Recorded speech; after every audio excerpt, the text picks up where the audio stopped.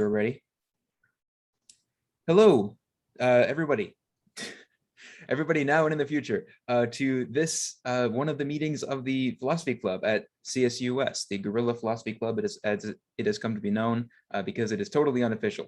My name is William Wyatt. I'm currently the nominal president of the Philosophy Club, and today we have a presentation by Professor Matt MeCormick, he who does not suffer fools, on the some questions and concepts around machine intelligence and consciousness.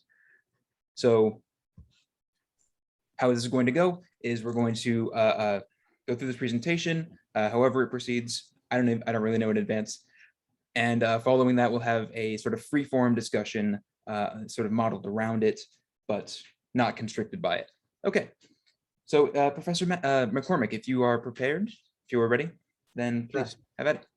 I guess what I'd be happy to do is if people have got questions or ideas or interjections at any point, please say so. I don't want to lecture. I'd much rather have more of a conversation. So if you've got questions or you want to interject or anything, let's do that. Let me tell you the background here. I've been, after a couple of other sort of former lives in philosophy, I've been thinking about artificial intelligence stuff and kind of merging that together with my background in philosophy of mind and a decades-long fixation on science fiction.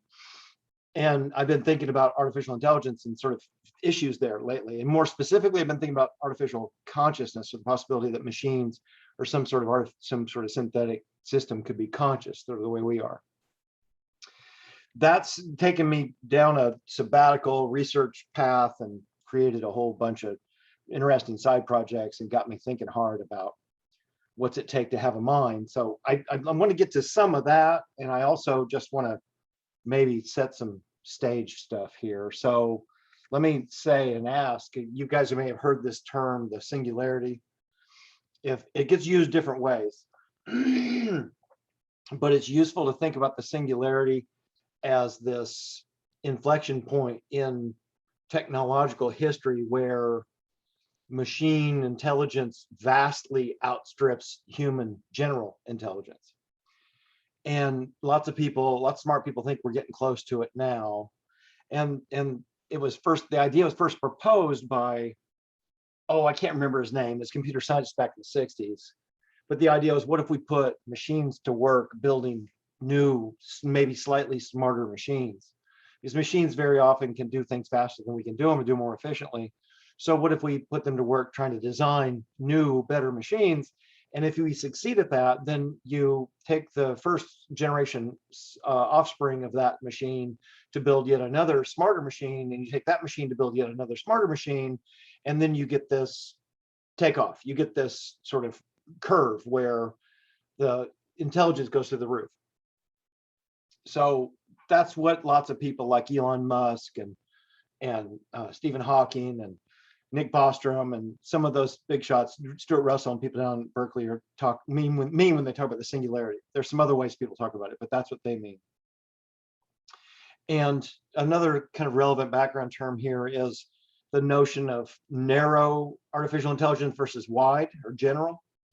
We already have, or I'll make the difference between super intelligent machines. We already have narrow artificial intelligence systems that far outstrip human capacities on sort of narrow specific tasks.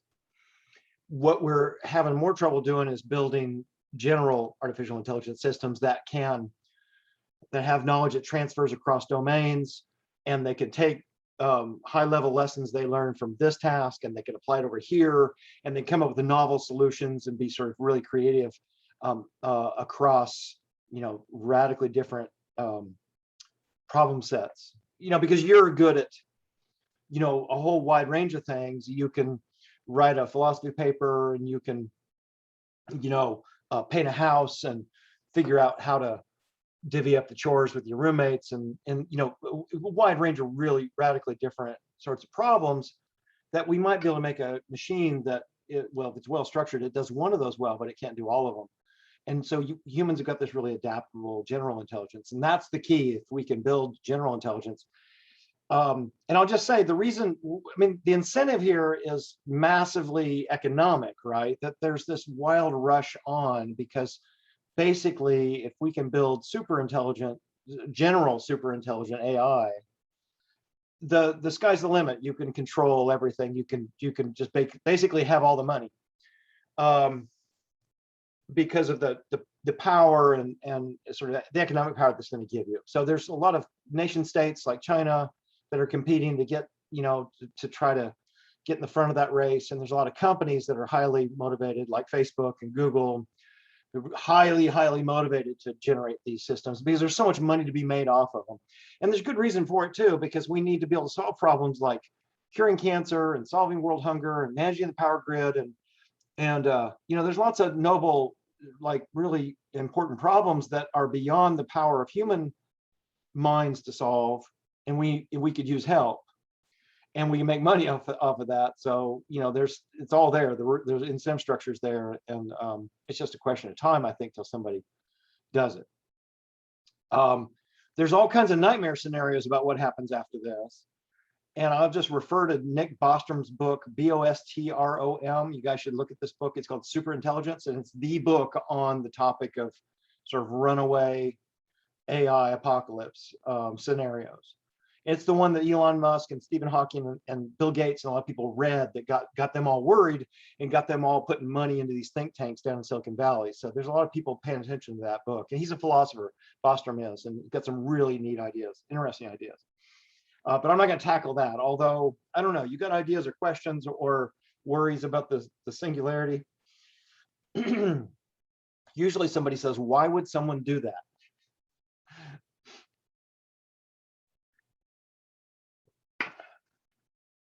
Okay, I will press on. My outrageous theses. This is not that outrageous. I think the singularity is coming soon, probably within the next 100 to 200 years. Machines, this is the crazy part. Machines that have consciousness are coming soon. Machines that have subjective experience even, and self-awareness like humans. Thanks. What's that, Nick Bostrom on ethics? AI? It's probably one of his papers. Yes, I just quickly Googled the name along with artificial intelligence and came up with that. His Quickly, website, that seems like one way in, if I may. Yeah, good. His website's got lots of good papers, and that book's on Amazon too. So I want to split some of the tasks up, but I think the notion that a machine could have a mind is not that outrageous once you start understanding what's going on. And even having qualitative subjective states, I think that's not so crazy, although there's lots of philosophers who disagree with me on that. So that's my second outrageous thesis. I'm going to sketch out a very rough plan coming from a philosopher who doesn't know the technology. And that would be one path to the singularity once you build self-aware machines.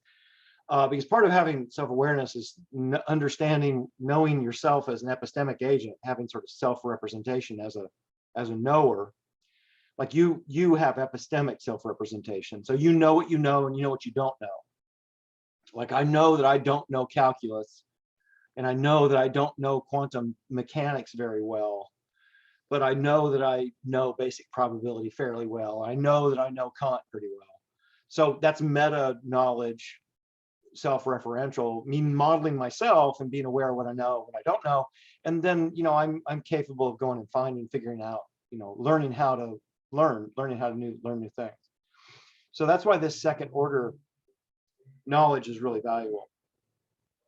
Now, I actually, rather than follow a lot of, maybe one more preliminary remark, or actually, a few more preliminary remarks, and I got a story about my Subaru, my self-driving Subaru. So let me just lay some groundwork here.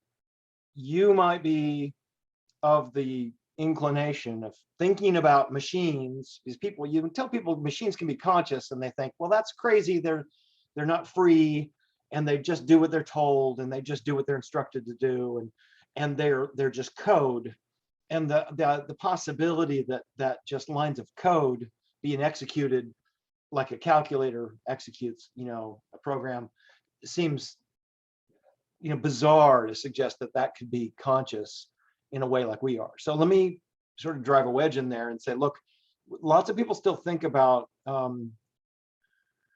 computer technology and artificial intelligence. They still think about it in what people call GoFi, good old-fashioned artificial intelligence, which is serial, lines of code, it's deterministic, it's rigid, it's narrow, it's task specific, and all the functions are hard coded in by some programmer who built it to do these things. But what's happened, if you don't know about this, what's happened in the last 20 years or so is that connectionism, which is a body of theory that used to be sort of an obscure view that nobody took seriously in the 80s, has taken off. And what connectionism does is it builds artificial systems that are modeled on neural networks. So it's modeled after the way our brains work. The way our brains work is that we have these, they're called parallel distributed processing networks. And the difference is that you've got a web of nodes with an input layer where a whole bunch of stimuli comes in simultaneously into the input layer, like it's your eyeball. And then it cascades simultaneously across a whole bunch of nodes in the network. And then through experience and learning, those nodes, the connection weights on those nodes gets changed, and you adjust your tennis swing, or you get better at driving a stick shift, or you get better at composing a paragraph as a result of little feedback adjustments and like a back propagation loop. You get feedback from your professor or your tennis instructor, and you make adjustments and you tune it up and you get better at it. Well, that model in your organic brain with your meat head system was used to inspire the sort of abstract numeric systems that resemble those networks, so that with artificial neural networks, they operate like that and they learn. They're not programmed, they're not in the same way. They're not hand coded specifically for certain tasks. It's more like you build a network and then you train it with hundreds of thousands of training cycles where you give it feedback, you feed it a bunch of data, and then you give it feedback and you tune it up until it gets better and better and better at performing whatever it is you're doing it to perform. So maybe you want it to recognize cats or recognize faces or plot, short paths across town on surface city streets or whatever. But the thing learns, and it often has an input layer, and then there's hidden layers in the network, a little bit like my diagram up here. And then there's an output layer, which is where the answer comes out on the other side. And this has completely revolutionized modern computer science and just changed the world in the last 20 years. This is how Google is doing what it does. It's how Facebook recognizes you in pictures. It's how Google Maps gives you your best route home. It's just being used everywhere. You're experiencing the power of artificial neural networks 100 times a day with your phone and your computer and all the things you're doing. It's like completely changed our lives. And that's just come on in the last few decades. And it's rapidly blown this whole field up. And my basic point here was just to say that an artificial neural network is built more like a real neural network. And it doesn't have the same old properties of being deterministic or serial or rigid or brittle the way GoFi systems work. Just to try to open up people's ideas here. And what it looks like happens is that when you build one of these systems, one of these networks, and I'll use a simple visual recognition task. Like take handwriting. Very hard to, for instance, used to be very hard to get a machine to read handwriting. Like, I get a stack of student papers, and sometimes I can't read the handwriting, but everybody in the class will write their E a different way. So there's hundreds of thousands of different ways that I encounter the letter E during the course of the day, but I immediately recognize it as an E, and I read off that and I move past. I have this very, you're very good at it, I'm very good at it. We read those off, no matter, even though there's different handwriting in all those cases. So the way classically philosophers talk about that is that, that I possess the concept of the letter E, and those are different instantiations of different instances of E. or F or whatever letter we're talking about, and that the concept is what I'm recognizing is the same about all of those. Well, it turns out artificial neural networks are pretty good at doing that. Like they really excel at handwriting recognition tasks and visual object recognition tasks. They do like humans do, with lots of, like used to be a visual recognition system, a GoFi system. If you give it pictures of faces and you put something in the way, or you block it, or you put some obstacle in there, it blows it up and the thing can't recognize it. But a GoFi, an artificial neural network system can still recognize a face even when it's only partial, even when you can just see the eyes. And the short way of putting that is that those hidden layers are learning to embed concepts. Those are fighting words for some folks, but that's really the best, most convenient way to understand that, like this, to describe what's going on there. And it looks like as these systems get more and more sophisticated, and they get more and more recursive in their ability to, well, they get more layers deep, they get more conceptual power. We don't really know, we may not know entirely what's going on at that level, but there's something going on down deep in your brain too that lets you recognize 100 different pictures of Gwyneth Paltrow, different angles, different lights, different shadows, a line drawing, a colored photo, a black and white photo. You'll recognize all those same person. And it looks like that these artificial neural networks are recognizing objects the sort of the same way, although they're much simpler and much more rudimentary. All right, how are we doing? You got ideas yet? I have a question, but you'll probably get onto this point. Go ahead. So, like, say that AI becomes extremely intelligent and the technological world like supersedes anything that we can do, and like I don't know, let's go like worst case apocalyptic scenario, all jobs are taken or something. Skynet. Yeah. What do we do with that? Like, let's say there, like, what, so I mean, I don't know, where are you going with this? Like, how do we cope with, say, the worst case scenario of where this AI leads? I think Bostrom's book is really good for this. So you might go look at superintelligence. He worries about all the ways that might happen, and then what, if anything, we might do about it. So he makes a distinction between a sort of a slow takeoff versus a fast takeoff. That curve I showed of the singularity. Mm-hmm. And you're describing a scenario where things are relatively slow, where there's an interim where jobs get taken, I guess, and humans are in some dire straits.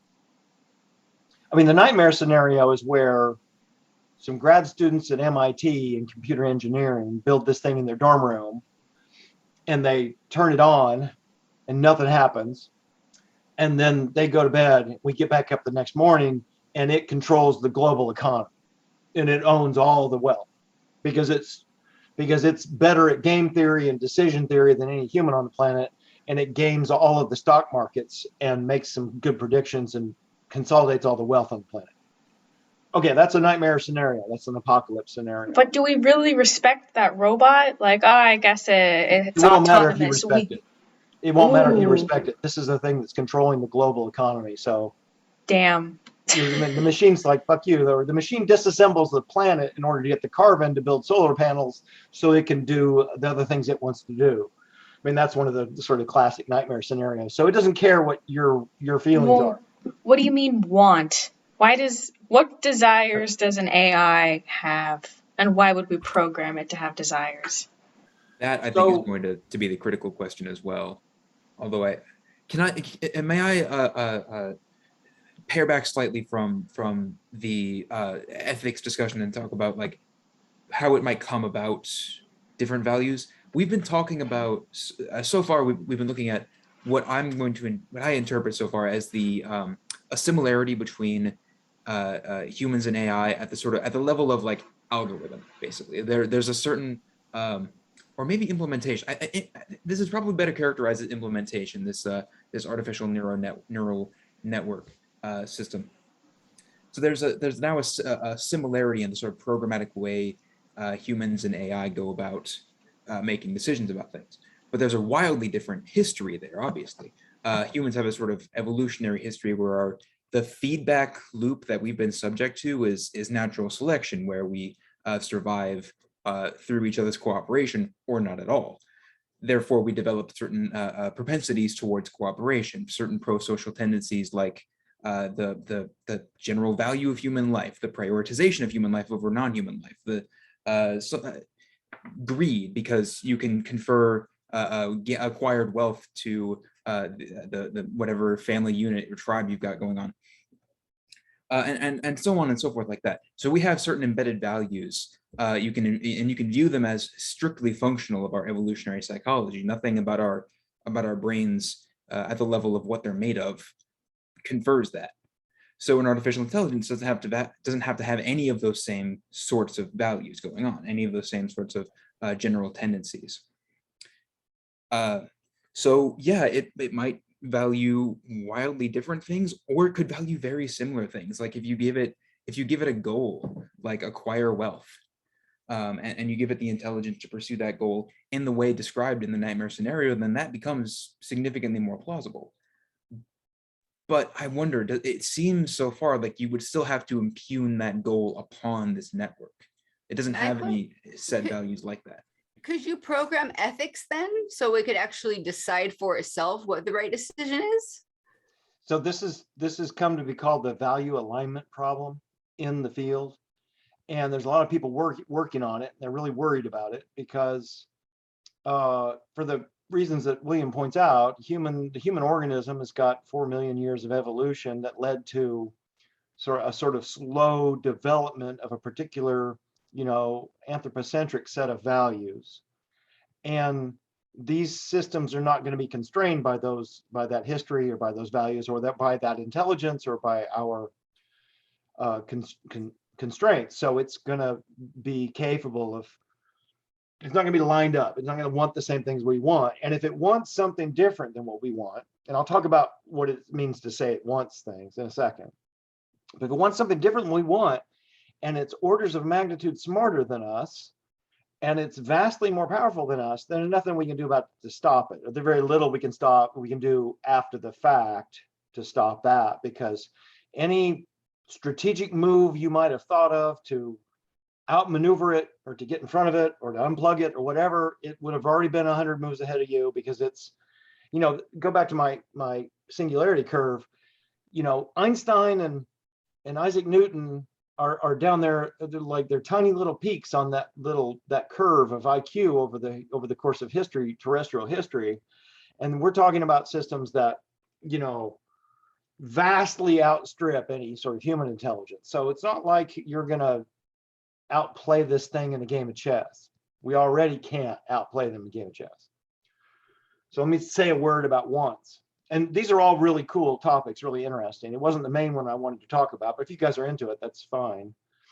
So a really good book on this is Stuart Russell's got a book called Human Compatible AI. And he's the author of the global AI textbook. This is the book that everybody uses in computer science classes. And Russell's got a book about this. He's got a plan. So you might look at that book. It's a great book. I teach it in the Philosophy of AI course. So why would they want anything? So part of the reason I bring up the difference between GoFi and ANN systems is to dissuade you of this idea that we program them to be things. That's an old school GoFi notion. We build calculators to do what they do. We hard program lines of code in to make your desktop computer, which is not an ANN system. We program them to do what they're told, and they don't have sort of independent functionality. But when you start looking at the power of an ANN system, you start looking at cognitive autonomy, and you start realizing that we're looking at a system that's capable of calling its own shots in some important ways, or systems that are not predictable, and they don't simply do what they're programmed to do. So I'll just give you a quick example. Recently, there's this big milestone that happened where the game of Go, which is alleged to be much more complicated than chess. It's a very popular board game in Asia. And some AI researchers built a system called AlphaGo that beat the very best human player at Go. And a bunch of interesting things happened with this system, but it was an ANN system in part. And it was a self-referential recursive system that was able to look at its own, evaluate its own performance and improve itself. And it was designed to win at Go. And that's all it's going to take. If you've got a super intelligent system and its job is making paper clips or playing Go or whatever, then it's got goals that are different than your goals, different than our goals. It's got more power, more knowledge, or more money, and you're not going to be able to stop it. So that's one of the alignment problem happens, and sort of humans want one thing and it wants another, and too bad for the humans. Goes the story. So that's a few things I can say about that, those nightmare scenarios, right? The problem is that there's this huge incentive for us to build increasingly powerful, smart machines. Like, nobody's going to stop because of these sort of doomsday fantasies we might have, or these science fiction nightmare worries we have about what might happen and unfold. There's too much money to be made. Facebook and Google are already using these sorts of systems, and they're trying to tune them up, and there's a lot of economic competition here because there's so much to be gained by getting in the front of it. And if we don't, someone else will. The Chinese will, or some nation state will, although it's probably going to be some corporation, I think, that makes the biggest breakthroughs the fastest. So that's how you get this sort of value alignment problem. That's how you get these systems that want things, and that's how you get them where they're so powerful that you can't stop them. That's why they're worried about the singularity, and that's why they're worried. Some people like Bostrom are worried about super intelligent systems. There's other scenarios where it doesn't happen, and we find a way to align the values up or not worry. We solve this problem. And I was going to talk about sort of what it was going to take to sort of meet the next level. So let me throw out a scenario for you. Maybe we don't want to do it, or maybe you don't want to do it, but it's going to happen anyway. I'll tell you a story about my car. I got a new Subaru that's got a really good autopilot on it. It's a very good self-driving car. I don't think it's as good as the Teslas, but it's very good. It has a very sophisticated speed cruise control, where I can set the speed to be whatever I want it to be. And then I can set the depth of the distance from me and the car in front of me. And then I can also set it to track in the lane, so it stays in the middle of the lane. And if a car is in the lane in front of me and it's going slower than I've set my top speed at, so suppose I set my speed at 70, if the car in front of me is going 65 and I've set it to stay back by 6 car lengths, it'll back up, it'll slow down to 65, then it'll maintain the distance between me and that car in front of me. It does a really good job. Like, it's amazing. I think it just about drive itself all the way home on the highway. It doesn't do so good with city streets, but here's the point I want to make. Philosophers like Dan Dennett have long talked, in Philosophy Mind, have talked about a thing they call the intentional stance. And the intentional stance is a way of looking at the world where you identify objects as having minds. Now, they may or may not have them, but it's a tool. Think of it as a way of processing information. That some objects in the world, it's really useful and handy to think of them as having minds, having beliefs, having desires, having goals, having plans. And when you do that, when you make that leap to that kind of approach, where I have theory of mind, where I can recognize that you guys have minds, my predictive power about your behavior goes way up. I get much better at being able to anticipate your behavior or expect what you're going to do, because I'm not just looking at the surface details about the movement and the velocity of your body. I'm actually attributing a consciousness to you, and I'm attributing goals and desires and beliefs and plans and aspirations to you. And that's the big difference between me and my car right now, is that when my car autopilot on, it'll do really well. But there's these situations that come up on the road where, because I know the other cars are being driven by humans who have goals and desires they want to get someplace fast, or they're going to switch lanes, or they're going to be in the carpool lane or whatever. I can see things coming, or I know when there's going to be a traffic jam, and I know where it's going to be because I know how humans think and I know what they want. And my Subaru didn't know that. My Subaru just measures velocity of objects nearby and just measures the yellow lines on the lanes and just measures speed. And if the car in front of me slows down, then it slows down. But it doesn't have any computational modeling of why the car in front of me slowed down. It doesn't know there's a person in there. It's just an object that's moving, and the car just has an algorithm in it that prevents it from hitting the other moving object. Okay, so here's my short story. The way to make AI systems jump up to the next big level that's really going to be powerful and useful and important for us is to give them theory of mind, is to build them so that they can model minds in objects in their environment like you. Not the house, but if your Siri system or your Google Home system can develop a running model of what you know and what you don't know, what you like, what you dislike. And I don't just mean like a Netflix algorithm that they know which movies you gave stars to and which ones that you didn't like, but one that actually has a model of what entertains you.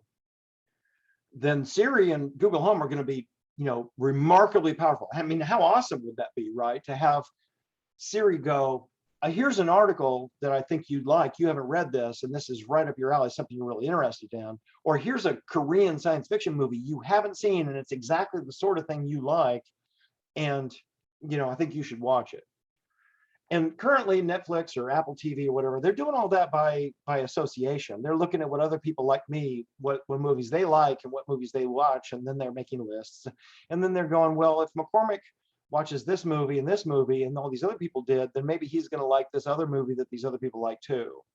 So they'll feed me that movie as a possibility, right? But that's not theory of mind. So my sort of basic claim here is build it with this recursive modeling of mind, and now you've got a system that's much, much more powerful in AI terms. I wonder, this puts me in mind to ask. We also have a hand from Vanessa too. Right. Sorry, this will be quick. One of the things that comes up to in my mind is that this theory of mind and the sort of algorithmic pattern recognition that the self-driving car is doing, and the sort of trope recognition, the tag association that Netflix is doing. These may or may not be different kinds of things. It seems to me like all anybody is doing, all any mind is doing, is recognizing and inferring based upon patterns. So we do pattern recognition and we do predictions. Those are the latter are calculated, but pattern recognition seems to be totally down to memory, just rote, to the extent that it's like genuinely rote memory. In AI, it can be actually silicon memory. But I could be wrong about that. I might be wrong. I don't think that's right, actually. But yeah. Did you have a question about it? Just that. Well, is my intuition here anywhere in the ballpark? Like, is theory of mind something fundamentally different from ordinary pattern recognition of the kind that AI already does? I think it's a special kind of. I think it's a special kind of pattern recognition, and I think it's actually much more. But you've got company here. There's lots of people in philosophy like Hume and in computer science who think that we can sort of build these things up from the bare bones by mere association. But I think there's lots of evidence and lots of reasons to think that, well, here's a quick way to put it. Behaviorism didn't work as a theory of mind. And this is one of the things we cover in my phil mind class, but merely trying to reduce mind entirely to outwardly manifest behavior failed as a theory of mind project in the 20th century. It's long since been, well, some of my colleagues over in psychology disagree, but it's long been left behind as being impoverished, too impoverished to give us a full, robust picture. but here's what I'll say about it is that what intentionality does, or what theory mind does, and we actually see it in chimpanzees, we see it in human children, you see it in some other animals, is that what looks like it's happening, it looks like evolution's equipped them with a sort of module that gives them kind of instantaneous recognition of other agents in the world who have goals and plans and desires and knowledge. So chimpanzees will demonstrate some pretty sophisticated knowledge where they, you put an object under a box in front of a chimpanzee when a person's out of the room, so you have one experimenter in the room and one out of the room. Put an object under a box, and then the other person comes in the room after the hiding event has happened, and the chimpanzee will show a variety of interesting, empirically measurable behaviors where the chimpanzee knows that the person who was in the room knows what I know about the box, but the person who just came in the room doesn't know what I know about the box. And that's partly what I mean by theory of mind, is knowing what you know, knowing what you don't know, knowing what I know, knowing the difference. And I can send you guys some really cool research on this.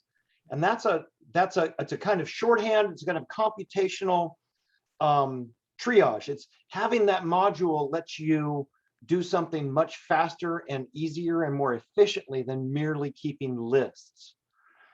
My tracking your behavior, or knowing you, or getting to know you as a person, isn't just me tabulating patterns of likes and dislikes. It's got a sort of metaphysical component to it, where I think of you as having a mind that has internal states that are different than the external states, and you have beliefs that are maybe the same or maybe different than the world outside, and there's this layered representation going on.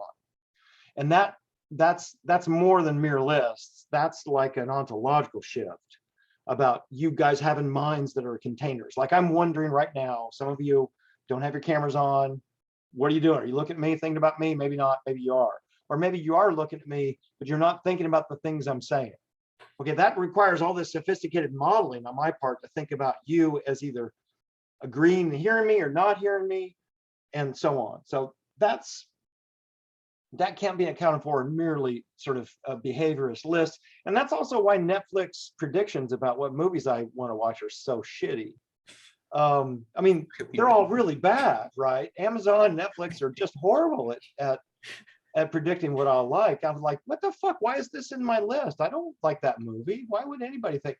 No human who knows me would think I like that movie, but Netflix or Amazon does. Okay, so I got a question before we go too far. I have a quick question to back up just a little bit. So about theory of mind, let's say as far as driving a car, and how that would improve. What about the fact of instincts? How could we ever give AI instincts? Because we could give them maybe, the theory of mind, but instincts are different, aren't they? In really fundamental sense. Well, what do you mean by instinct? I think I'm gonna answer that, but it depends on what you mean.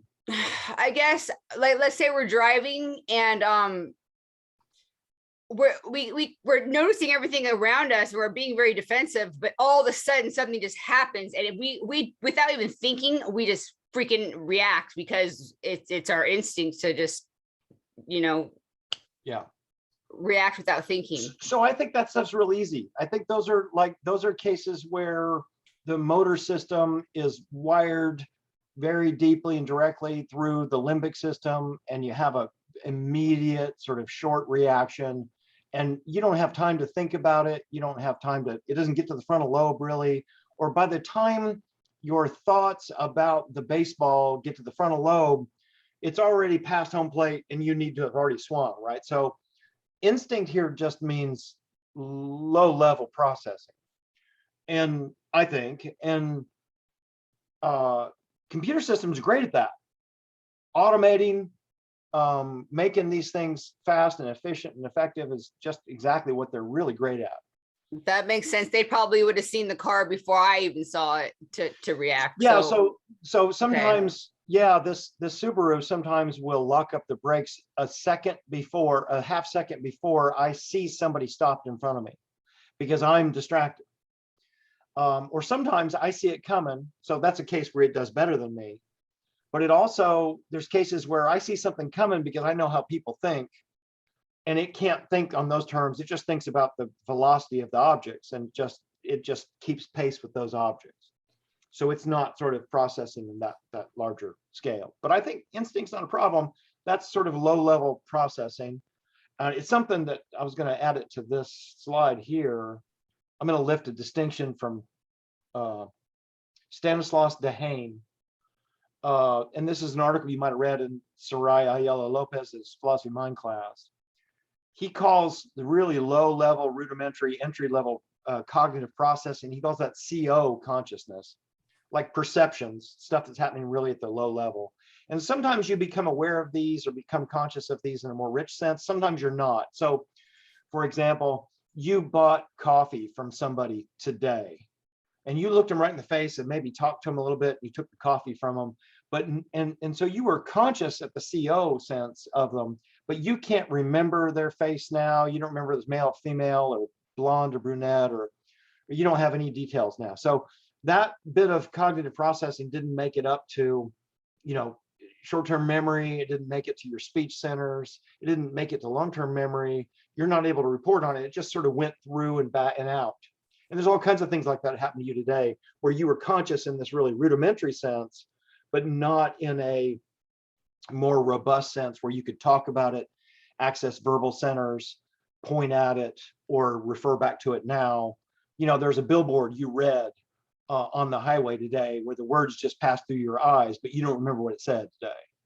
And that's kind of weird when you think about it, because actually a majority of your day is spent that way, where things are sort of scrolling through consciousness in the CO sense, very low level, and it doesn't make it to what we sort of classically think is this really robust sense of consciousness where I'm thinking and introspecting and thinking about what's happening with me and so on. So Dehaene has got these different layers. C1 is what he calls attention. So when I attend to a stimulus, I actually zero in on it. I look at it. I focus on it. I look at the bicycle wheel in William's apartment. So I've now looked at that object and focused. I invoked, I got speech modules going on it, and I'm pointing at it and thinking about it. I've got you're all thinking about it now. So it's now part of your attention. So that's like selective signal enhancement. That was there the whole time while I've been talking, but now it's gotten famous in my brain, because now it's famous in all your brains too, because you're all devoting all this cognitive processing to it. So that's attention.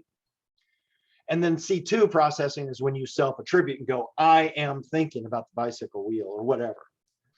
So Dehaene has these tiers, and we can start thinking about how in artificial intelligence systems, they might achieve some of these milestones and then achieve this theory of mind status to be able to recognize you and itself as a knowing agent. Because when Siri can do that for you, Siri going to be able, two sides of the same coin, Siri can do it about herself too, or Google Home. I like Google Home. Google Home would be able to recognize not just about me, that I will want to read this article in the Washington Post. Matt will want to read that because that's a topic he's interested in. He hasn't read it. It just came out today. He's been busy all day. That's a really obvious, easy inference that anybody who knows me could do. And when Google Home can do that, it's going to be amazing. And when Google Home can do that, it's going to be able to do that for itself too. It's going to be able to say about itself, I don't know this fact. I don't know this information. I need to go get that information. I'm lacking some knowledge. There's some other things I need to know in order to, this or that. That's when AI gets really interesting, powerful, but also maybe scary on my other scenario. I wonder, we've talked about twice now something interesting that I think might be important to clear up if we can, or to the extent there it is even possible to clear up. There are what am I saying? So the difference between like instinct and cognition in the human mind, in the human brain, as far as we can tell, as far as I've read about, is basically accidental. There's certain sort of what we call them instincts, and I won't contest the term, but like that, there's certain like low level processes that we call instincts that are only instincts because they're sort of compartmentalized in parts of the brain that have continued to be advantageous. Again, it's evolutionary psychology. That is not necessarily a feature of an artificial intelligence. It's sort of compartmentalization of what we understand as cognition and what we understand as instinct. Likewise, there's sort of we've referenced a node in the brain that sort of connotes a theory of mind to a thinking thing. And again, I wonder to what degree that is just the fact of that sort of module is an accident of evolution, and Sure. to what degree it is maybe necessary. Well, here's what I think about this. I actually just talked to a computer scientist on this other podcast today about this issue. You're absolutely right that evolution stumbles on attention about 450 million years ago as a way to select out some signals to the exclusion of others and then devote more cognitive resources to them. Now, I won't make a distinction between instinct and cognition that you're making. I think this is all part of stuff that's going on inside the cognitive system. But attention is how, while it does have its sort of uniquely human bumps and wrinkles in us, attention is a really good solution to a problem that even computer scientists and AI systems are up against, because computational resources are always scarce, time is always scarce, money is always scarce, electricity is always scarce. Bleeding off the heat of your computational processes is, always difficult. We're always, everyone, humans and computers alike, are always making, always doing triage on their decisions. You can never make an ideal, perfect, complete decision. You're always operating in environments that have imperfect information, and you got to assign probabilities and then make your best guess at something and move on. Because you can't, time is limited. There's only so many calories in the day you can get in your brain, and daylight runs out. You can't spend all your time agonizing over some trivial issue. So you prioritize decision making, and then you devote more cognitive resources to the high priority ones and less to the low priority ones. And that's true of computer science every bit as much as it is of humans. And with humans, as you point out, our limbic system, the amygdala, are scanning all the time for threats in the environment. So if an object goes flying towards your eye, you will flinch and duck, and you'll do it instinctually. You'll do it automatically without thinking. You'll do it before you had the chance to think about it, at least at this up in your frontal lobe. But your system's thinking about it, your system's processing is dealing with it. So AI systems are going to have to make hard decisions. They scale and have to decide what's important, what's not, what memory, what resources are we going to allocate to sustaining this information versus dropping that information, forgetting about it, and replacing it with new information is more important. So, being efficient and making effective prioritizations of our decisions is a problem for everybody, not just uniquely human. Mm-hmm. So attention, the way I'm thinking about it, is a very generic notion, and it's also something that artificial intelligence systems need. They're going to focus on some things versus others. There's some things are more important in my car systems than others, and it's going to act, accordingly, and it should be built to act accordingly. And same for AI systems. So other ideas or questions here so far? I do have, and I don't know if you want to maybe elaborate on this, but the thinking fast and slow is in the chat, referencing systems 1 and 2. Right. You may decide we've already addressed this sufficiently, and that's fine. But Daniel, do you want to expand upon that at all, or? No, just popped in. I was like, oh, hey, yeah, no, all of this stuff that I learned about the last time I took a class from Professor MeCormick. This makes sense.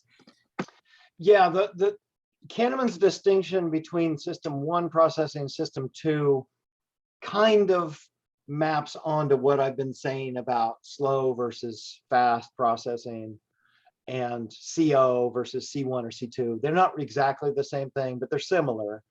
And it does look, you know, this view, not everybody buys into this view, but Kahneman's view is that there's a dual process system in the human brain where you've got, you know, one set of very fast, quick and dirty modules that solve and deal with immediate problems, and they compromise accuracy for speed. And this again is a computational problem. It's all about, you know, computational resources. So you make really quick off the cuff judgments about things. You form intuitions or have instincts about things that often works really well for you in making decisions, but they're not fine grained. They're not detailed decisions. They're not taken into account in the lots of the granularity and the important details. System 2 is more like, you know, in humans, you've got this frontal lobe that evolved just in the last 2 million years or so. And this is where all the fancy philosophical thinking happens, and the slow reasoning and the you know, elaborate kind of logic, rational problem solving stuff and planning and all that happens up there. So that's a somewhat uniquely human feature.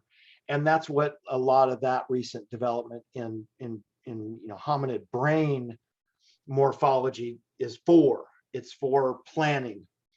And that's what these richer notions of consciousness are about. It's about building plans, trying to figure out what's going to happen in the world on the basis of very little information. And an AI agent's going to have to do the same thing. Like, evolution built a system that manages to navigate through a whole bunch of hazards and obstacles and problems and challenges every day, keeps itself alive while operating with pretty limited information, and quickly building a model about how things work.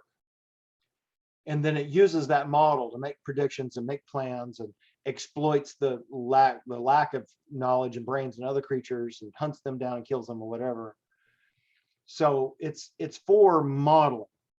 And in an AI system, a good AI system, that's what we want it to do too. If you're going to build a super intelligent general AI system and you want it to cure cancer, you need it to build a better model of the human biological system than any human can handle or any human can think of. You know, take the very best cancer researchers in the world, and they know a lot about very, very small, narrow class of things. But if you get a smart enough AI system that has a bigger breadth of knowledge and depth of knowledge, and it has more general aptitude to move across domains, it's going to devise novel solutions or see the solution to cancer that some human can't see. You know, just imagine if I could only remember all the books I've ever read. You know, I'll pick up a book that I read just a couple of years ago and start reading it. It'll take me 2 or 3 chapters to realize, oh, I read this book before. And like, this book is awesome. And it's brand new to me. So just imagine if you could, just that one improvement, right? If you could just keep track of the stuff you've read and keep it kind of in closer medium access memory storage to be able to access it and use it all the time when you're doing things, you'd be a fucking genius. You'd just be an earth-shattering genius of incredible capacity. I sometimes say that like the superpower I'd pick is eidetic memory. Though can I contribute here that I wonder if that's not a simple problem to solve. It's not. Not because like humans like have to triage about resources. That's true. But also, you know, programmatically, it might be true that like our system would just exponentially slow down if our memories did not do this, did not have this feature of disregarding things as quickly and efficiently as it does. So, yeah, I don't know. Yeah, that's right. Is my intuition right there? Yeah. This opening horizon here with AI systems is going to make it possible to build these minds with really different configurations that may not have the same bottlenecks that we have, and may have a broader, you know, now moment, if you like. like for you, you're listening to my sentence and you're threading the words together and you complete the sentence with me right there at the end, period. So you heard that sentence from start to finish and you threaded it all together, you understood it, you comprehended what it was about, period. And so human moment to moment consciousness has a kind of granularity to it. And you can't remember verbatim the things I said 10 minutes or 20 minutes ago. You can kind of remember the gist of it maybe. But you've got only, you know, it's receded. So imagine that we get the capacity, and we will probably have this soon, to build an AI system that is, its conscious now is configured deeper or broader, or can include more detail in it. And then it can keep a better running tab on everything that's transpired, or it can run better or different processes in the background. Like for you, the stuff you can do in the background is fairly limited. You need to invoke your frontal lobe and get conscious C1 or C2 in order to solve hard problems. But like for a memory task, like if you can't remember somebody's name, so in a week, you're trying to tell somebody about this philosophy talk you heard, and you're dimly remembering that the professor's name started with an M, but you're like, is it Miller or McCord or what was that guy's name? And you can't remember. And there'll be a little device. Sorry. Yeah. Well, what'll happen though, you've had this happen, is that you need to go think about something else, and there'll be a little background process there that remembers my name, and it will thrust that thing up into the spotlight, and you'll suddenly go, oh, it's McCormick. That was his name. That's the thing that's going on in the background. Okay, so that's the sort of thing that your C0 consciousness can do. It's kind of, you know, subliminal or subconscious. It's happening back there behind the curtains. And imagine we could build something that could designate off or split off bigger, more complicated sub-agents to do work for it in the background. Like I'm going to divide off part of my mind to go off and do my calculus homework, and I'm going to also go watch Netflix. And then that other sub-agent's going to come back with the calculus homework, and I'll have that done.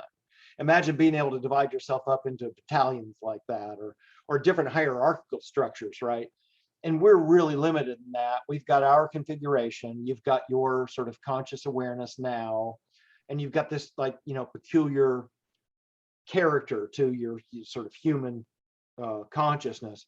But the sky's open here, sky's wide open on sort of prospects for how we might build AI systems being really differently configured when we're trying to solve different kinds of problems, radically different kinds of alien minds in that kind of case. Not because this is something that we ought to be moving past quickly, because it's far too complicated. But the time is 8:33. So I do want to progress the discussion if we can, not to, I guess not, maybe progress is the wrong word, but shift it slightly to from the differences between like the construction of an artificial consciousness and its contrast with human consciousness, to what it would really mean on a sort of let's say higher order level, maybe that might be the wrong word, to have a machine intelligence, have a machine consciousness. Yeah. What William is trying to roughly allude to is that, formally speaking, we are only allotted an hour, but we're the Guerilla Philosophy Club. We can do whatever the fuck we want, William. True that, but I strongly suspect that, like, discussing if we can discuss it, what it means to have a machine consciousness, if it means anything, might take significant chunk of time. But I have thoughts in that ballpark. So do we have anything in these slides that go toward that area, or may I just like riff on something? Well, I'm not sure what you're saying. I've been talking about how to build a machine consciousness the whole time, and that's what these slides are about. So I'm not quite sure what you're getting at. There is something I encountered very recently in literally the previous philosophy club meeting. That is the idea of panpsychism, And there are various sort of interpretations of that word. So I'm going to put it this way. What basically I arrive at is that consciousness, if it is anything, it is just the thing that happens when something can integrate information. Like any object with complexity can do it. To some I extent, disagree with most of those claims. So yeah, there's panpsychists out there. I wasn't planning on talking about panpsychism. I think it's a flawed view. And I think that consciousness, and this is what I've been trying to get at about intentionality and C2 level awareness, is that consciousness is not just integrating information, because lots of things do that. Trees do that. My lawn does that, but it's not conscious. The sort of consciousness sense that I'm talking about, the one I'm interested in, is this self-referential, intentional capacity to be able to recognize about itself and about others that they have minds, they have beliefs, they have desires and goals. That's a really interesting kind of consciousness that I think is powerful and useful. Panpsychism is a view about the ultimate sort of nature of reality. It's a metaphysical view about what the fundamental constituents of reality are. And it's based on what I think is a flawed intuitive argument philosophy from David Chalmers. But I don't think I even want to tackle that. That's a whole big discussion. We spend a week or two of it on in my philosophy of mind class. So I'll just say that the sort of, by way of clarification here, on my view, the internet's not conscious. Big information systems are not conscious. Your phone's not conscious. The kind of consciousness I think is interesting. The kind of cases where I think we readily prepared to grant that something has a mind is where it gathers up information around the world, about the world around it. It has attention that lets it boost some signals to the exclusion of others. And then it has self-attribution, where it devotes more cognitive resources to those signals, and then it's able to attribute or model that signal as its own signal. And then it has this epistemic self-awareness. It registers or models itself as an epistemic agent. It thinks of itself as a believer, a knower, having goals, and so on. That's what I think is a really interesting, robust sense of consciousness that gets us to, interesting AI questions. So what about creativity? What about it? Just when you were listing off, like what you would consider being conscious, Sure. You named off a bunch of applicable things, but then I was thinking, what about creativity? What about not only being able to solve the problems, but being able to come up with a whole different solution that's never been used before type of thing? Yeah, well, that's one of the faculties that emerges out of artificial general intelligence. And if you mean devising novel solutions to problems, we've already got artificial intelligence systems that are doing that. Like that example I used earlier, that AlphaGo example. AlphaGo actually has revolutionized the theory of Go, strategy theory in Go. All the human players have been just blown away, and the whole field of Go tournaments and Go play, like chess theory, has changed because of what AlphaGo came up with. Like AlphaGo devised some novel solutions and strategies for playing Go that completely thwarted the human players, and it's now better than any human player has ever been. So one way to think about this is that the reason I think that games are interesting here is because you can think of a game like chess or checkers or Go. It's a board that's got a grid, and you put marbles on it that have white or black sides, or little chips that have black and white sides on it. And it's a strategy game. And one of the reasons it's interesting is that there's a decision horizon in front of any position on the board. There's all this branching tree of decision tree that branches out in front of you about what you could do next, like when you're playing chess. At any given point in chess, there's 15 possible legal moves that you could make from here. And then if you picture one of those moves, you can picture the next move you might make after that, and the next move you might make after that. And the branching factor then quickly, just the combinatorial explosion gets crazy here. Like the number of possible future games that can unfold from any given chessboard configuration is huge, and humans sort of have some rough intuitions about neighborhoods or about directions to go here, but they can't see all the games. And even chess playing computers can't see all the games. They use algorithms and use shortcuts to devise solutions. Okay, so back to your point about creativity. I think creativity is a shorthand term we use to describe coming up with novel solutions to problems, and I think that's certainly within the capacity of one of these really sophisticated AI systems. That's the short answer. I think with creativity, Vanessa might be driving at a somewhat more common sense definition for creativity, and so not necessarily a definition per se, but a set of tropes like paintings, like art, the kinds of things we think of as being creative in ordinary humans. Exactly. Expressing an emotion through creativity. Right. Thank you, William. Yeah. I wonder, like, well, AI systems can paint too. Emotions is another story. You may have go Google AI artwork, and you get some really bizarre results. There's no reason why an AI system can't creatively express, in the visual medium. I don't see any sort of theoretical or sort of real philosophical challenge here, but lots of people feel suspicious about the suggestion that AI systems can have emotions. I don't know if I have to defend a position about this. I think I don't know. Ultimately, the basis of human emotions is, for lack of a better word, mechanical. It's based on biology. So it is a physical phenomena, and it comes from a physical system. Whether or not we want to build them with AI systems with emotions is a different question. Emotions are a solution that evolution came up with to a set of problems.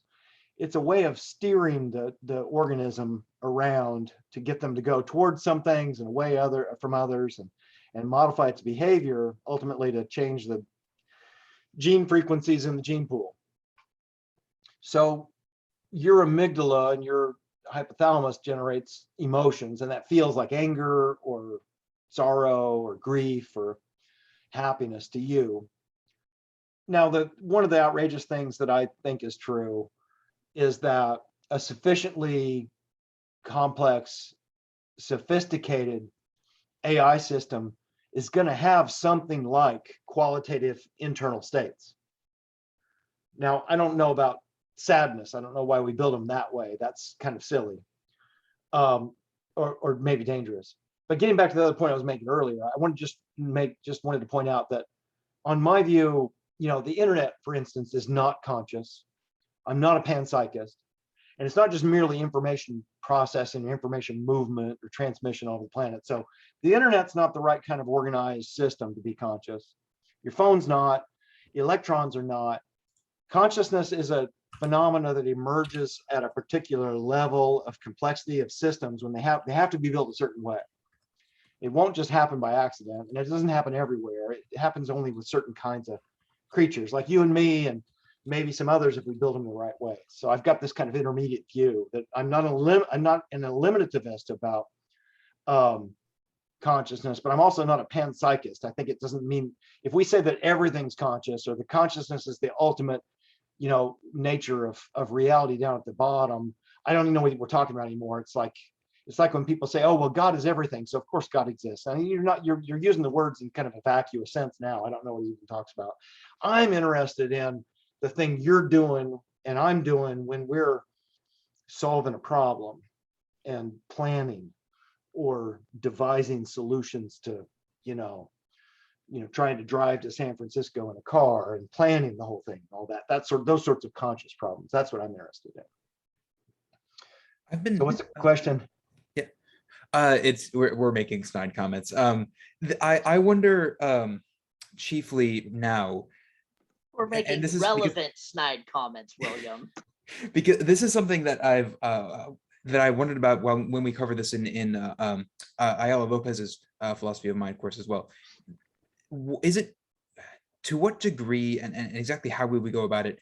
Could we recognize a conscious artificial mind if we came across one. On this new, this thinking of consciousness as like defined as having certain attributes involving attention and self-reference, could we like infer from behavior of an artificial intelligence that this thing has qualitative experiences in the way that we're used to with human beings? Or is my intuition correct that it because these machines are not obligated to have minds anything like humans, that our inbuilt pattern recognition about where something has a theory, where a theory of mind is applicable and where it isn't, wouldn't cover AIs? Well, That's let's separate the cases. Were we to encounter aliens that had undergone some extraterrestrial evolutionary process that produced them, and have you seen this movie Arrival? It's by the same guy who directed Dune. It's a great movie. It's an alien first contact movie. So I think the short answer here is, if you know enough about an alien's, if an alien manifests the right kinds of behavior, and if you think it arose from a evolutionary process on some other planet, and we know some general things about evolution, I think you could reasonably infer, in the right circumstances, I think you could reasonably infer that it's conscious. Now, does it have feelings like humans have feelings? Well, I think feelings, the way I think about those is that human biology has a particular flavor to it, and to be a human, it has a particular set of nuances and kind of nature, character to it. So I wouldn't necessarily expect aliens to feel sad the way you feel sad, although they might have some sad analog. Now, getting to the question about machines not going to have anything like an internal subjective qualitative state, and that's not the same as emotional state. It's not going to have anything like a subjective, private, qualitative state unless we put it there and build it such that it has those kinds of internal reports. I think we could, and I think those are going to be good candidates for things with minds. But I wouldn't necessarily say that thing has emotions. I don't know why we're worried about that. Because they could get mad at us. Daniel has a raised hand in the chat.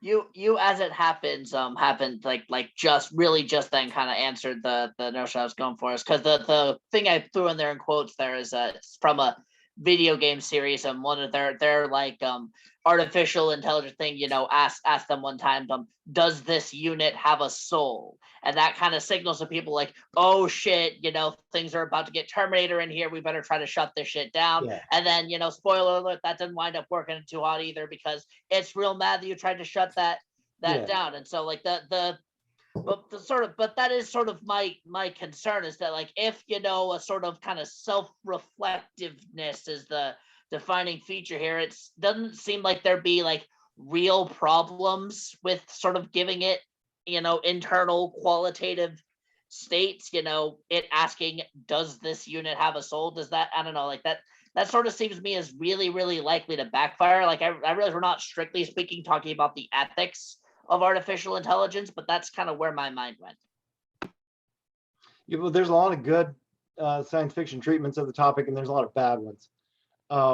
Another pretty good one where they deal with some of the philosophical issues is Ex Machina. Does a pretty good job with the Turing test, and pretty good job with Colorblind Mary and some classic philosophical issues. But lots of movies sort of portrayed as if, you wake the thing up and it's intrinsically evil, or it's intent on world domination. The Terminator, Skynet apocalypse. But the kind of scenario, more realistic scenario that Bostrom's worried about, is just a brutally efficient system that's intent on some goal, whatever goal, making paper clips or whatever. And it just does it really well. It's very powerful at doing it, and it's better, and it won't tolerate interference, or doesn't, it's intent on achieving its goals without having humans stop it. So it's not that, the Skynet, the robots wake up and they want to wipe us out. It's that on its way to achieving its goals in an incredibly astronomically efficient fashion, it plows over us in the process, but it's not that it's out to get us. But that doesn't make as good a movie. I very distinctly think that I've seen that represented before, that an AI was set to make something stupid, such that it completely ruined the world. Actually, maybe I should bring this in, but I hesitate to, because it might be stupid. There is Guerilla Philosophy Club. There we go. There's a game on the internet called Cookie Clicker. And if you proceed far enough through this game, you might be familiar with it.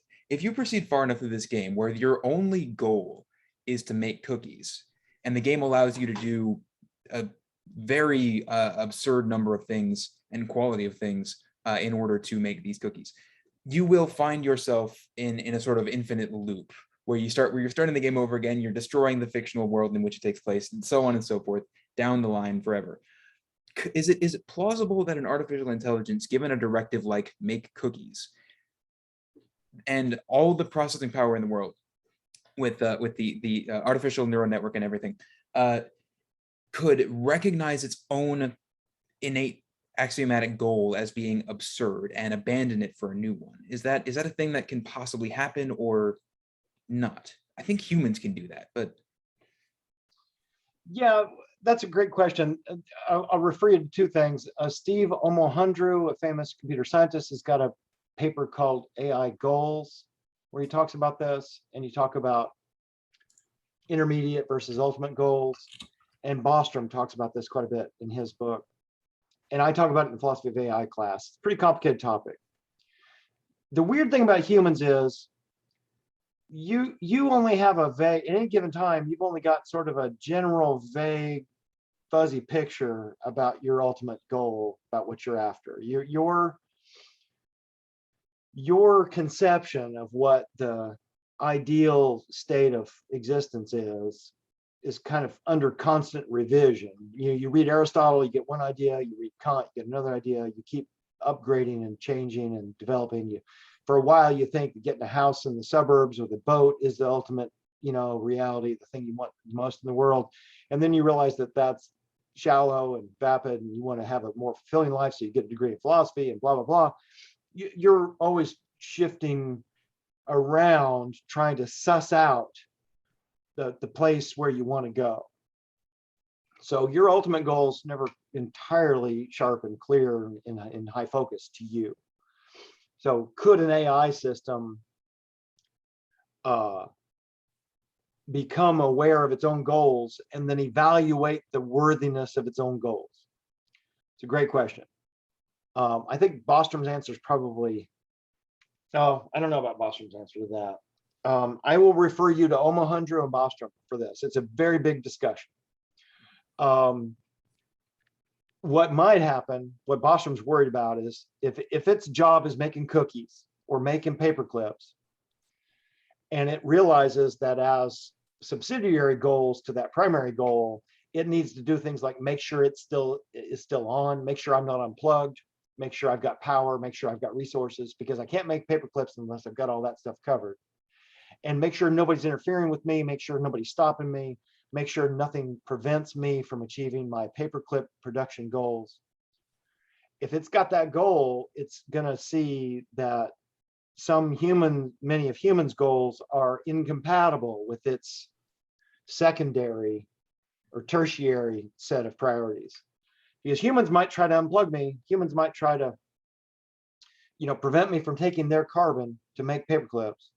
And they might prevent me from building solar panels out of the planet in order to better optimize paperclip production. So it's then going to outmaneuver and outthink and prevent humans from preventing it from doing what it wants to do. And the opportunity for you to try to talk it out of that is gone.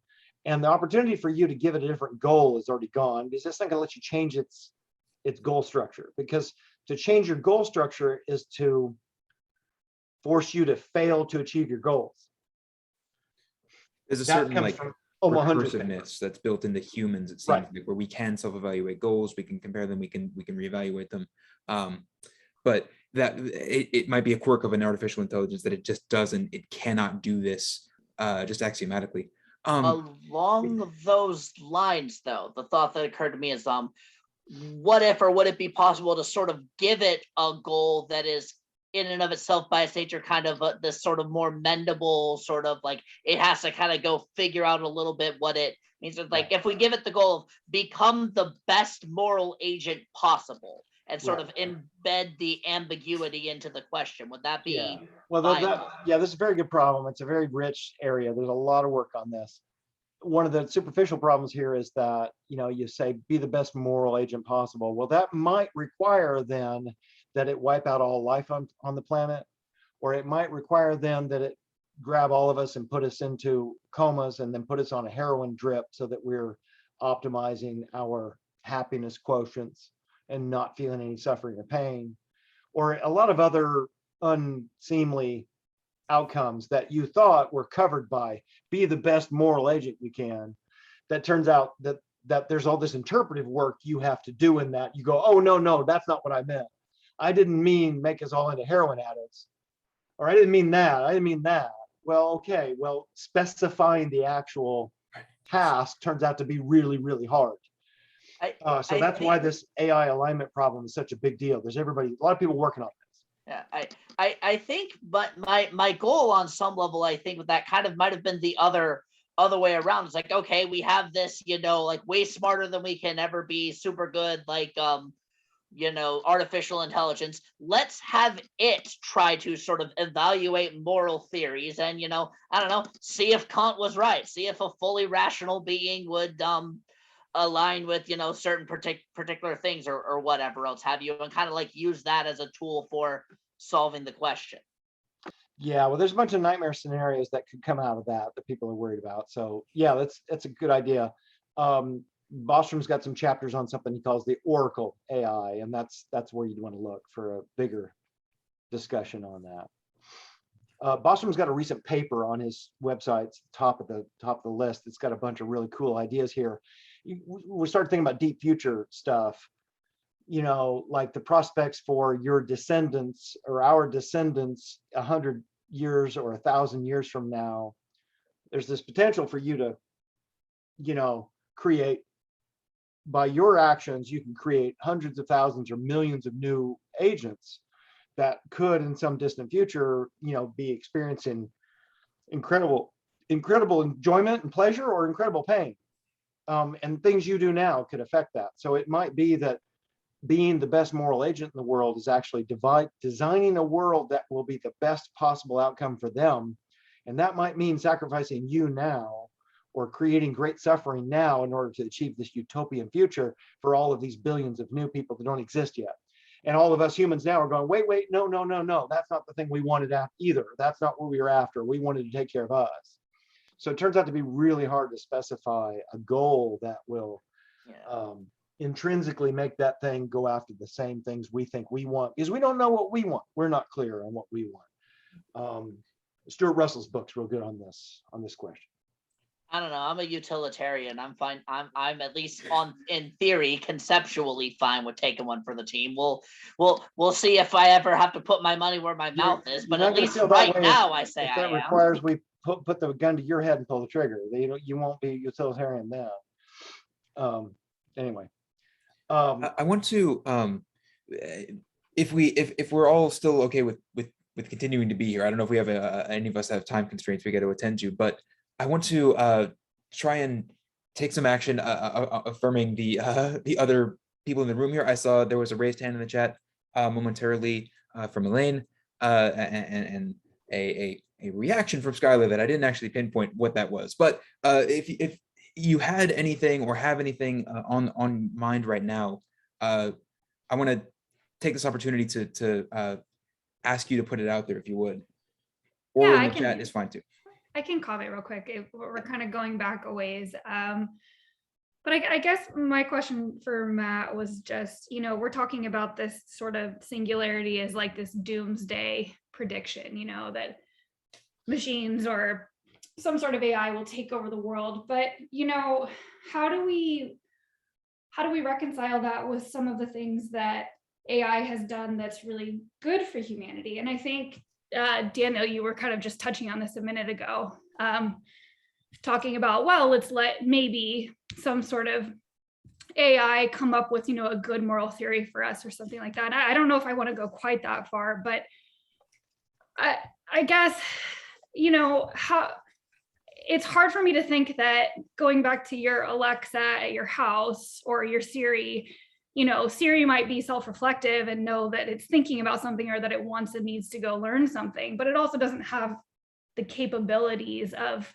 doing something, really morally wrong, at least at this, at least where our technology is in this day and age. But I guess this is all kind of a roundabout way to just ask, what do you think about some of these, these algorithms and these AI systems who are doing things like, for example, in, technology and especially in medicine, figuring out vaccines, for example, like, Right. Where do we draw the line here? We want very smart AI systems to, like you said, solve, or cure cancer or, make vaccines like we're seeing right now, but we don't want them to take over the stock market, right? So who's making these decisions? Like, what do you think about these sort of issues? Well, I think there's all kinds of scenarios here that people have thought about. As long as the thing is a narrow AI, we don't worry about it too much. There's lots of those already. And even a subhuman general AI system is not so worrisome, because that's something that we can still outsmart. I think my singularity worry that I'm just borrowing from Bostrom and them is that you'll get this AI IQ developmental chain reaction where the output of this series of AI systems building new smarter AI systems, or whatever, you get this recursive explosion of intelligence where the thing, vastly outstrips humans and achieves superhuman intelligence. So when you get that kind of system, that kind of bull loose in the China closet, that thing's super smart, and whatever it wants, it's going to get. We're going to have a hard time stopping it. But limited function artificial intelligence systems have all this potential. That's why we're pursuing them. They got all this potential to do things like develop new vaccines that a human couldn't think of, design a molecule that will achieve something, in neuropsychiatry that no pharmaceutical company could ever made up, no human chemist could have ever made up on their own. So as long as the task is narrow and the power is scaled down, then we don't have so much worry about them spiraling out of control. Although, the weird thing is that with humans, we're all the products of the same evolutionary process, and we all have basically the same code, and the range of capacities between us is not that big.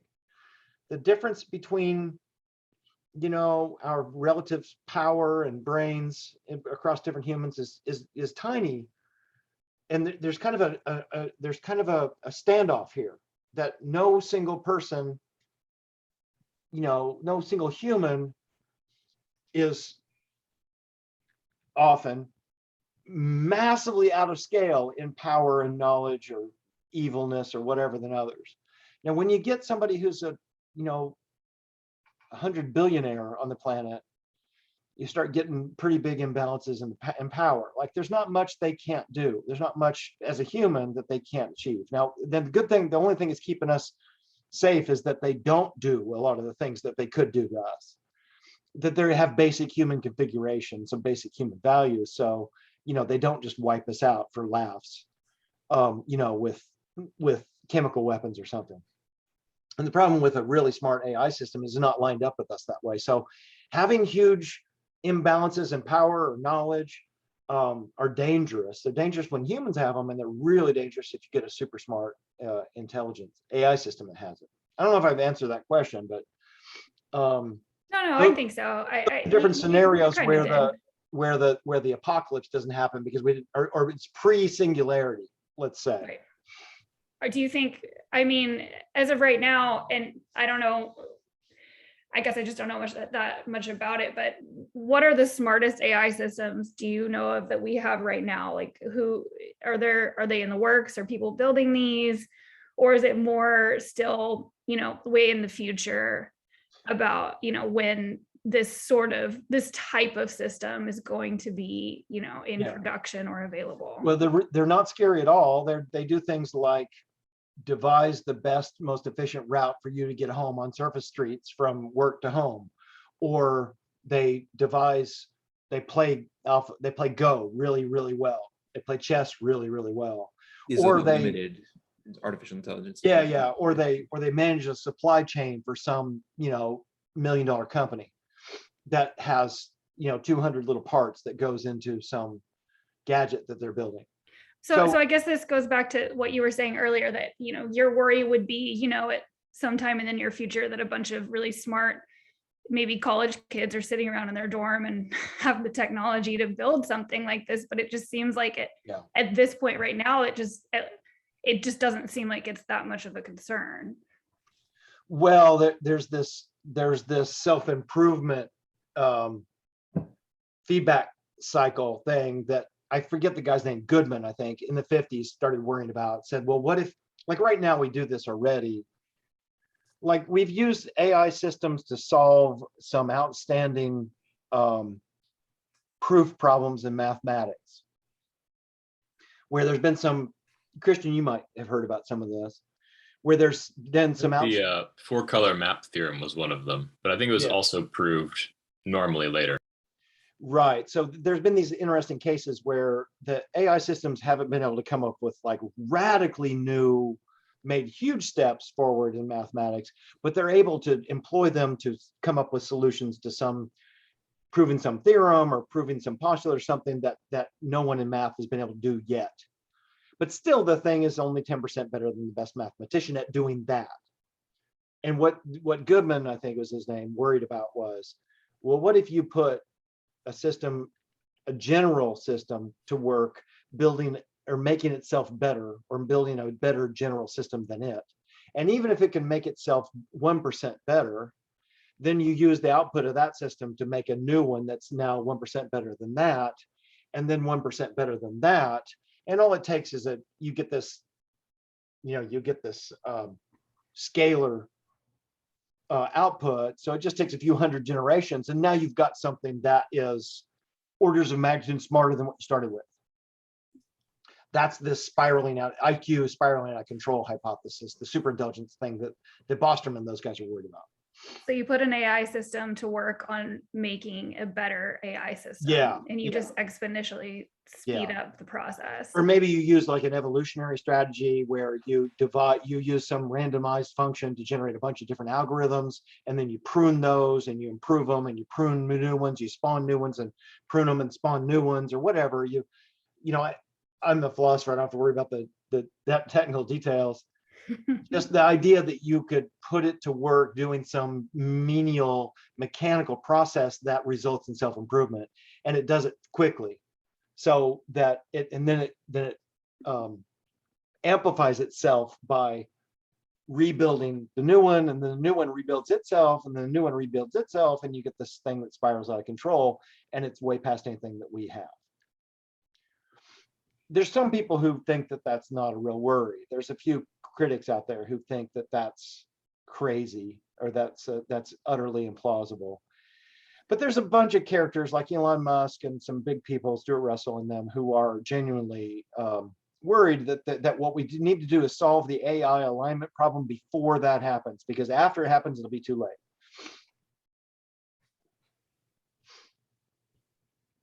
I want to I understand this meeting is going out into the public at some point in the near future, so I'm putting this on the record. I don't think Elon Musk is very smart. He could be right about this. Plenty of philosophers have the same opinion on this exact subject, but in general, he's not like some. Well, I didn't say he was smart. He's got a lot of power. He's got a lot of money, and if he worries about something and he throws, tens or hundreds of millions of dollars at it, then everybody's got to pay attention. So he's got a lot of power.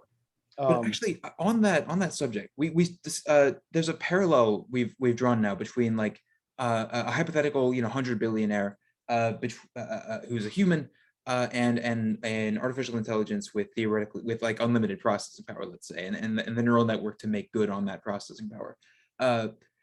One of the things that constrains the wealthiest people in the world is not just that they are humans with human compunctions and human limitations.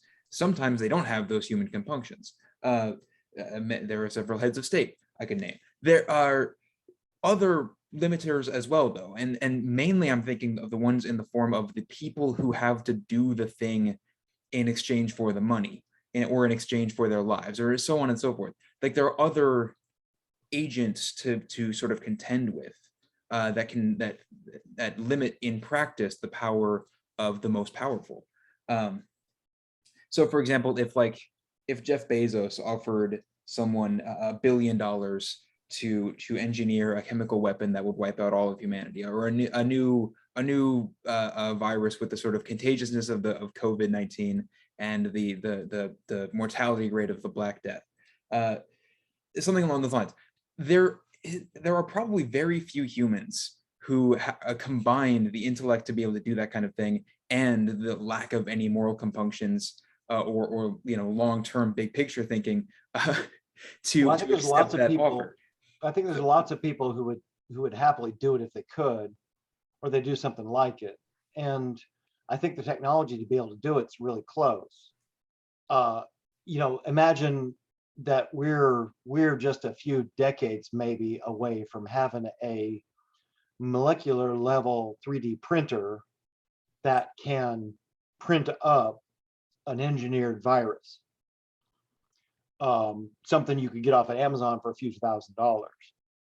And all it takes is one Islamic fundamentalist who's intent on wiping out Israel to get a hold of one of those and design a virus that kills Jews and unleashes it in the subway, or unleashes it on the planet and wipes out all the Jews. I mean, so it's not, those kinds of scenarios are actually frighteningly close. But think of it this way. On the stock market right now, there's some really powerful, successful people like Warren Buffett, multi-billionaires. But by and large, humans really suck, and they're really bad at predicting what the stock market's going to do, and they can't process or deal with it very well. And if they could, more people would be able to make money at it. But it's more or less a wash, the people who make money and people who lose money on it.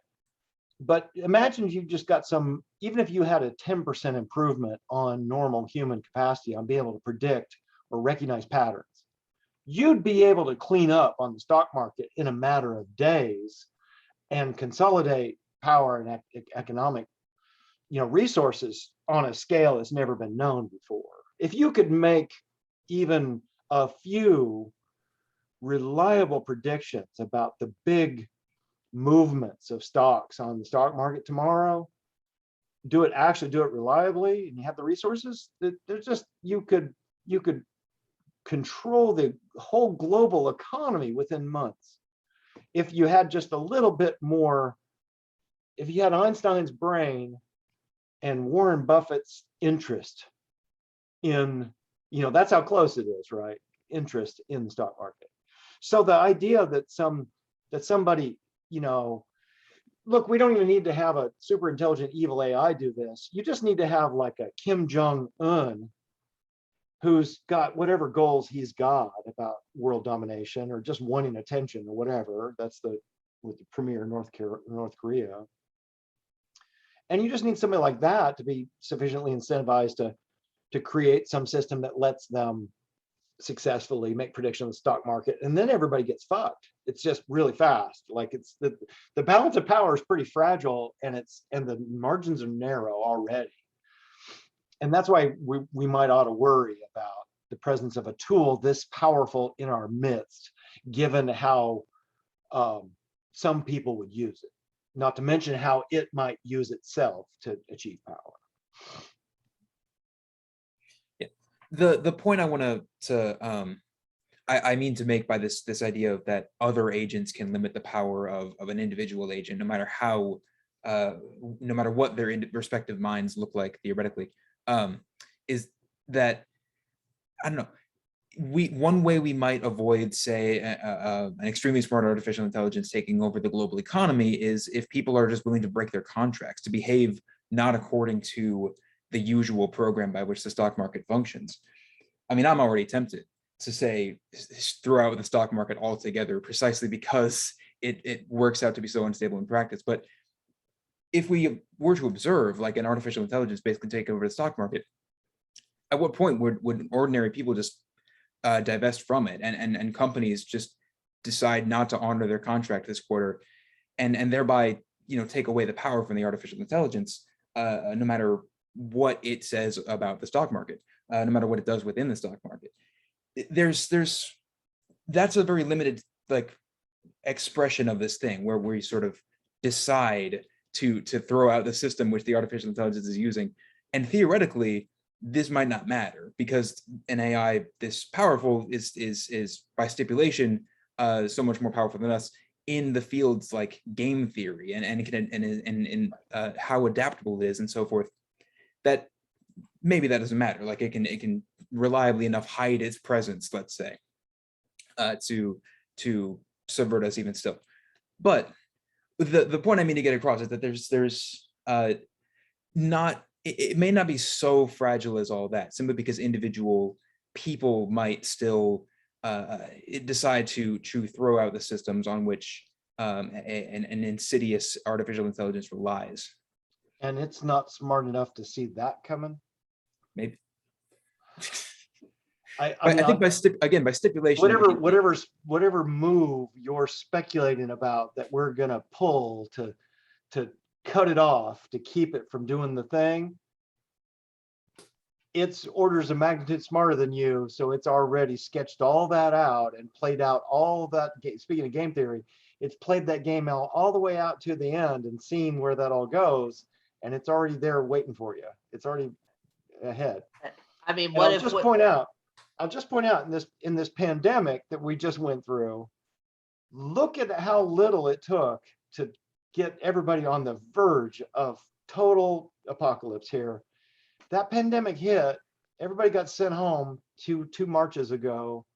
We all went into lockdown, and people lost their minds over, and we're having fights in grocery stores over toilet paper.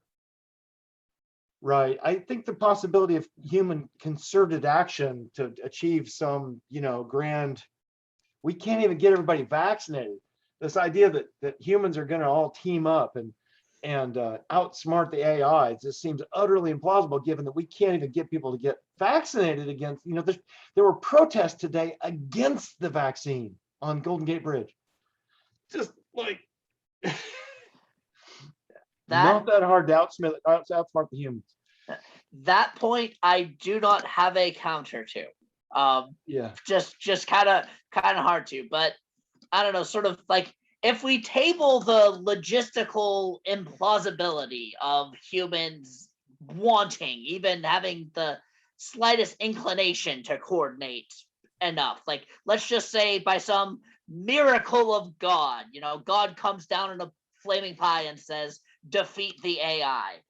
Would we not prevent the AI from doing stuff in the stock market? If we all woke up after God coming down in a flaming pie and decided, like, okay, we're going to decide everything what we do with the stock market by flipping a coin, a genuinely random process, I mean, like that would seem to take the power away, right? I mean, it can't predict a genuinely random coin flip. Well, you guys are maybe taking me too literally about the stock market. I'm just trying to give an example here of what happens when you unleash an agent that's wildly superior in knowledge and power on some domain. So it could be true of agricultural production. It could be true of gold futures. It could be true of, the wheat crops in India. There's lots of places where, leverage could be applied to achieve dominance over humanity. I'm actually not a doomsday. I'm not promoting these doomsday ideas. I'm just trying to get you to take them seriously for a bit. They're not as easily dismissed as you think they are. And it just takes a little imagination to start thinking through what it means to be really smart, to see that the answers are not easy here. That's all I'm getting at. Yeah. And I'll just direct again to Bostrom's book. Bostrom works all this out in great detail and it's got lots of provocative ideas. And again, this wasn't my project to tackle. But hey, you guys, it's 9:20. This slide's got sort of the highlights of the stuff I wanted to get to about the singularity, about intentionality, and then make itself smarter. So maybe I'll wrap up there. Yeah, and I'll say a brief outro followed by ending the recording. Then we can, I don't know, do whatever. Does anybody have any last moment comments or contributions to make to the archived bit? I'll get just a couple seconds. Okay.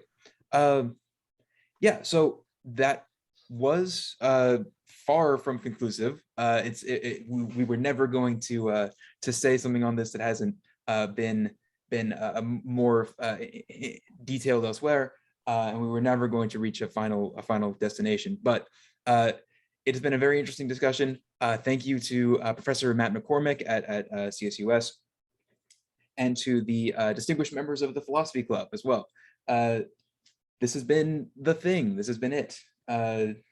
We will be meeting again at 7:30 next week with a different presentation by I forget who, but Barney Binder. She is coming to talk about philosophy of history and associated fallacies, along those sorts of things. It should be a jolly lot of fun.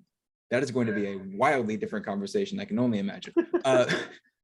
Again, thank you to everybody, and we will see you again next week. Stingers up. Yeah. Thanks.